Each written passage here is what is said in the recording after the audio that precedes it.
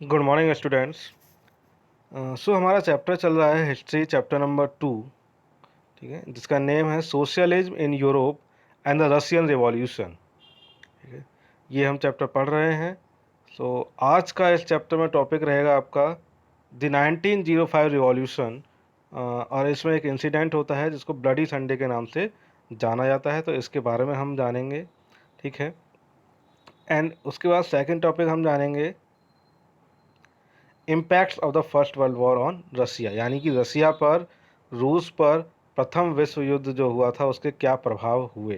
ठीक है, इनके बारे में हम इस चैप्टर में आज का जो टॉपिक है वो हमारा ये है।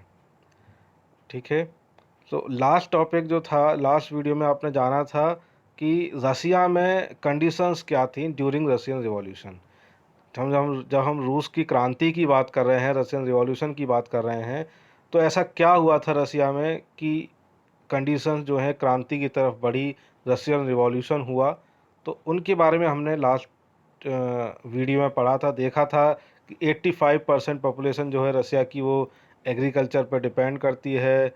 वहाँ थोड़ा बहुत इंडस्ट्रियलाइजेशन होता है, सिर्फ दो शहरों में, सेंट पीटर्सबर्ग एंड मॉस्को में इंडस्ट्रीज़ हैं। वहाँ वर्कर्स जो काम करते हैं उनकी वर्किंग कंडीशंस बहुत ज़्यादा ख़राब थी, उनको बहुत लंबे समय तक 15-15, 16-16 घंटे तक काम करना होता था। ठीक है, इसलिए उन्होंने स्ट्राइक्स भी किए हैं। तो ये सब हमने पढ़ा है, उसी का कंटिन्यूएशन हम आगे आज यहाँ पढ़ने वाले हैं। 1905 रिवॉल्यूशन ब्लडी संडे, ये आप बहुत ध्यान से पढ़िएगा क्योंकि बहुत ही इम्पोर्टेंट टॉपिक है ये इस चैप्टर का। ठीक है, the tsar in Russia, tsar आप समझ चुके हैं, लास्ट वीडियो में आपको बताया था रसिया में किंग को बोलते हैं जार, और कौन था? जार निकोलस सेकंड। The tsar in Russia was an autocrat and enjoyed all the powers. Liberals, along with socialists, were campaigning to make Russia a democratic state. Jar जो रसिया का था वो एक ऑटोक्रेट था। ऑटोक्रेट मतलब एक तंत्र, किसी एक व्यक्ति का शासन था। मोनार्की सिस्टम में, राजा में ऐसा ही होता है। ठीक है, और उसके पास सभी पावर्स थी, एंजॉयड ऑल पावर्स, हर तरह की पावर को वो एंजॉय करता था। Liberals along with socialist were campaigning to make Russia democratic state. हमने पढ़ा था लिबरल्स कौन थे, सोशलिस्ट कौन थे। तो लिबरल्स एंड सोशलिस्ट जो लोग थे वो चाहते थे कि रसिया एक डेमोक्रेटिक स्टेट बने, और इसके लिए वो कैंपेन कर रहे थे।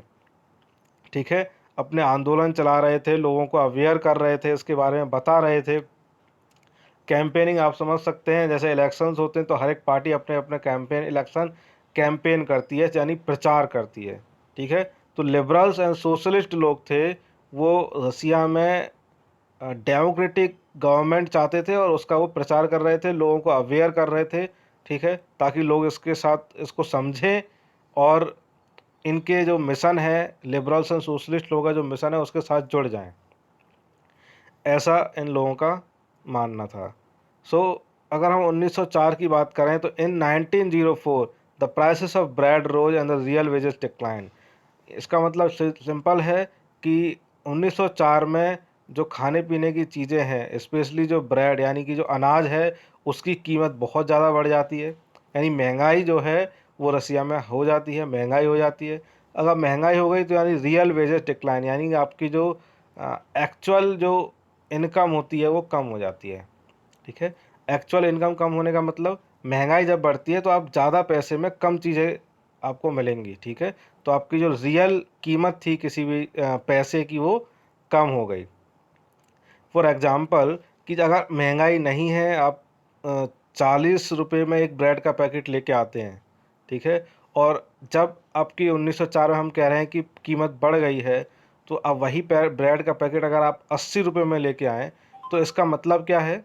इसका मतलब ये है कि आपका जो 80 रुपये है उसकी वैल्यू घट के क्या हो गई, अब 40 के बराबर हो गई।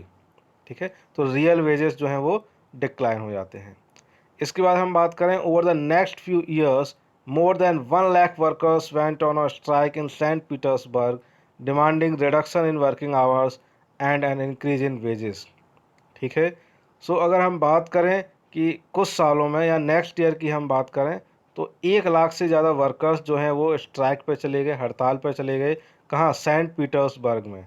ठीक है, हमने पढ़ा था लास्ट वीडियो में ही कि रसिया में दो ही जगह हैं जहाँ इंडस्ट्री सेटअप हुई थी, सेंट पीटर्सबर्ग एंड मॉस्को। तो सेंट पीटर्सबर्ग में 1 लाख से ज़्यादा वर्कर्स स्ट्राइक पे चले गए और उन्होंने कुछ डिमांड रखी। उनकी डिमांड थी कि उनके जो वर्किंग आवर्स हैं वो घटाए जाएं, उनको रिड्यूस किया जाए, एंड जो वेजेस हैं, जो उनको अपने काम करने के बदले में जो भत्ता मिलता है, जो इनकम जो सैलरी मिलती है, उसको बढ़ाया जाए। ठीक है, ये दोनों ही चीज़ें हमने लास्ट वीडियो में भी पढ़ी थी। तो ये उनकी डिमांड थी। इस डिमांड के साथ ही हम बात करेंगे when the procession of workers led by father Gapon reach the Winter Palace of the tsar, they were attacked by the police. ये प्रोसेशन का मतलब होता है जुलूस निकालना। ठीक है, एक जब लोग जुलूस निकालते हैं या एक शोभा यात्रा या आंदोलन करते हैं, तो आप चल रहे होते हैं सड़क पे। तो इस तरह से जब वो जुलूस निकाल रहे थे वर्कर्स, 1 लाख से ज़्यादा वर्कर्स अपने फादर गैपन जो थे वो उनके लीडर थे, एक तरह से नेता थे, उनकी अगुवाई में वो जुलूस निकाल रहे थे, और यानी धीरे धीरे चल रहे थे वो आगे। और वो कहाँ जा रहे थे? वो जा रहे थे विंटर पैलेस की तरफ। Winter palace official building, residential building थी जार निकोलस सेकंड की। ठीक है, जो रसिया का जो जार होता था उसकी ऑफिशियल रेजिडेंशियल बिल्डिंग होती थी winter palace. So winter palace की तरफ वो जा रहे थे, जार के पास। सो जैसे ही वो वहाँ पहुँचे, दे were attacked by the police. ठीक है, जैसे ही ये पूरा जुलूस जो हम निकल रहा था लोगों का, वर्कर्स का, वो विंटर पैलेस पहुंचता है, तो विंटर पैलेस की जो सिक्योरिटी पुलिस है, जो सिक्योरिटी गार्ड्स हैं, ठीक है, वो उन लोगों पर अटैक कर देते हैं, फायर कर देते हैं। एंड इस फायर में अबाउट 100 वर्कर्स वर किल्ड, 100 या उससे ज़्यादा लगभग वर्कर्स जो हैं वो मारे जाते हैं। And more than 300 were bounded, और 300 से ज़्यादा जो वर्कर्स हैं वो घायल हो जाते हैं। ठीक है, एंड ये जो इंसिडेंट है वो संडे के दिन होता है, इसलिए इस इंसिडेंट को ब्लडी संडे का नाम अपने इतिहास में दिया गया है। ठीक है, तो ये पूरा इंसिडेंट, अगर ब्लडी संडे आता है तो आपको ये पूरा जो अभी तक हमने समझा ये आपको बताना पड़ेगा। ठीक है, किस तरह से इसकी स्टार्टिंग होती है ना। तो आप इस फोटो में भी देख सकते हैं। ठीक है, ये आपका विंटर पैलेस इसमें दिखाई दे रहा है। विंटर पैलेस के आगे एक लाइन है जिसमें सीधे स्ट्रेट लाइन में आपको पुलिस ऑफिसर्स होंगे, एंड वर्कर्स आप देख सकते हैं किस तरह से पड़े हुए हैं यहाँ। तो processor of workers being attacked by the police before the Winter palace, ये आपके इमेज के द्वारा भी इसमें बताया गया है। बहुत ही इंपॉर्टेंट टॉपिक है ब्लडी संडे, आपको याद रखना है। ठीक है, नेक्स्ट हम अपना इसी में कंटिन्यू कर लेते हैं। So Bloody Sunday mark the beginning of strikes in the cities with students, lawyers, doctors and engineers staging walkouts complaining about the lack of civil liberties. तो जब ये इंसिडेंट होता है ब्लडी संडे, ये जो इंसिडेंट है, इस वजह से रसिया में लोगों के अंदर बहुत ज़्यादा विद्रोह की भावना पैदा हो जाती है। ठीक है, वो जगह जगह, अब अभी तक सिर्फ वर्कर्स जो हैं वो स्ट्राइक कर रहे थे, लेकिन अब शहरों में भी स्टूडेंट्स, लॉयर्स हैं, डॉक्टर्स हैं, इंजीनियर्स हैं, यानी समाज के हर एक तबके के लोग जो हैं वो इस मिशन में, इस स्ट्राइक के साथ जुड़ जाते हैं। और वो डिमांड करते हैं, कंप्लेन करते हैं किसके बारे में? कि उनको सिविल लिबर्टी, हमारे रहने की जो आज़ादी है वो नहीं है। वो लिबर्टी चाह रहे थे। ठीक है, जीने के लिए आज़ादी चाह रहे थे, वो आज़ादी की डिमांड करते हैं और स्ट्राइक करते हैं। Under such circumstances, the Tsar allowed the creation of an elected parliament called the Duma. He, however, tried to control the Duma. ठीक है, सो इसको भी आप डिटेल में पढ़ेंगे। ड्यूमा की हम बात करें तो जिस तरह से हम अपने यहाँ जो हमारी इलेक्टेड गवर्नमेंट होती है उसके जो सांसद लोग होते हैं वो जहाँ बैठते हैं, दैट इज़ पार्लियामेंट, संसद भवन। तो रसिया में उसी पार्लियामेंट को, जो हम पार्लियामेंट बोलते हैं, रसिया में उसको ड्यूमा कहा जाता है। ठीक है, तो जब ये स्ट्राइक होने लग गई और वर्कर्स के साथ साथ दूसरे जो मिडिल क्लास लोग थे, स्टूडेंट्स हैं, लॉयर्स हैं, डॉक्टर्स हैं, इंजीनियर्स हैं, ये भी जो है नाराज़ हो गए जार से। तो इस तरह की कंडीशंस में जार ने कहा कि ठीक है, एक इलेक्टेड पार्लियामेंट को बनाने के लिए उसने अलाउ कर दिया। उसने कहा कि ठीक है, एक इलेक्टेड पार्लियामेंट होनी चाहिए, और उस पार्लियामेंट का नाम था ड्यूमा।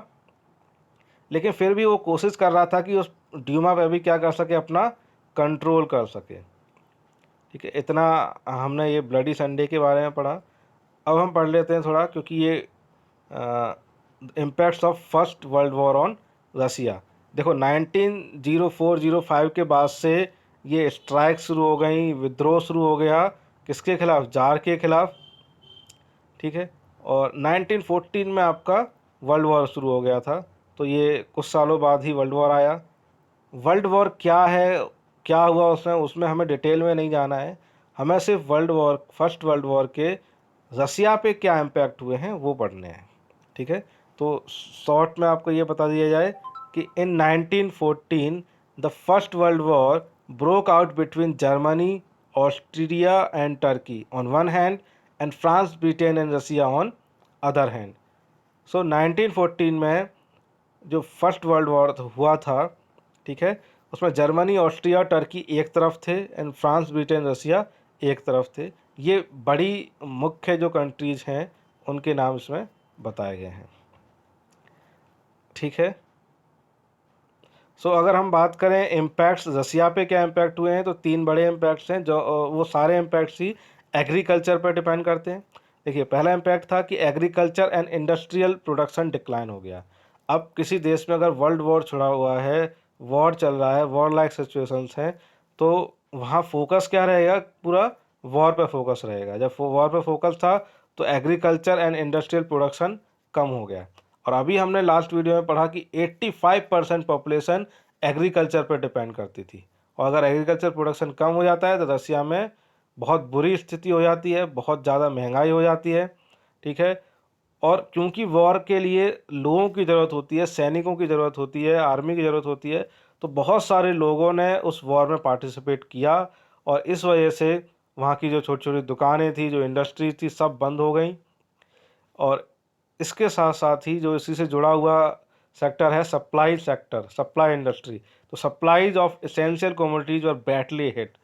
अब सभी लोग तो वॉर में लगे हुए थे, तो सप्लाई कौन करेगा? जो एसेंशियल कमोडिटीज हैं, जो हमारी ज़रूरत की चीज़ें हैं, ठीक है, तो वो सप्लाई जो चेन होती है, वो सप्लाई चेन को भी बहुत बुरा असर पड़ता है। तो इस तरह से रसिया में काफ़ी, रसिया की जो इकोनॉमी है, जो आर्थिक व्यवस्था है, जो अर्थव्यवस्था है, उस पर बहुत बुरा प्रभाव फर्स्ट वर्ल्ड वॉर के बाद पड़ता है, ठीक है। तो इतना आपको आज के वीडियो में पढ़ना था। Thank you.